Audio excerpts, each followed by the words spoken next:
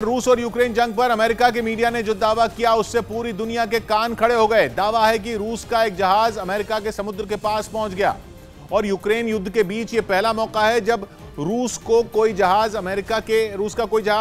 के इतने करीब पहुंचा है। खबर है इसकी मौजूदगी की जानकारी मिलने पर बाइडेन सरकार भी अलर्ट हो गई और अमेरिका की खुफिया एजेंसियों को रूस के इस जहाज की निगरानी का जिम्मा सौंप दिया गया। जनक जुड़ रहे हैं हमारे साथ यूक्रेन से। जनक, रूस का जहाज वहां अमेरिका के पास।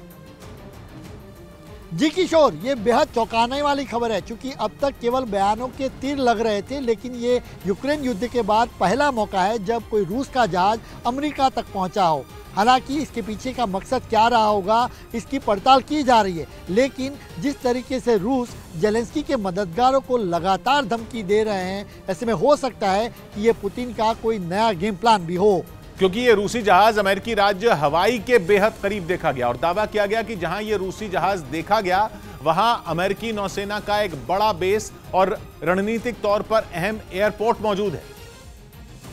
और अमेरिकी मीडिया ने यह दावा इंडो पैसिफिक यानी हिंद और प्रशांत महासागर के इलाके की निगरानी करने वाली अमेरिकी agency United states Indo Pacific command के हवाले से किया। अमेरिका के समुद्र में यह रूसी जहाज ऐसे वक्त में नजर आया जब हाल के दिनों में रूस की ओर से कई बार युद्ध में यूक्रेन का साथ दे रहे देशों को अंजाम भुगतने की चेतावनी दी जा चुकी है। इसीलिए रूसी जहाज की मौजूदगी की जानकारी मिलते ही अमेरिकी सेना को भी अलर्ट कर दिया गया।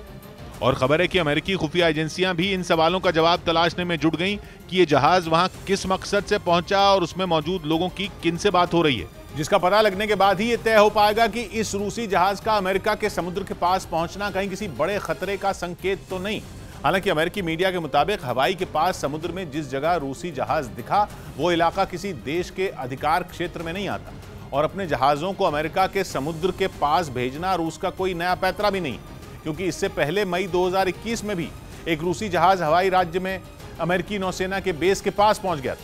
जबकि उसी साल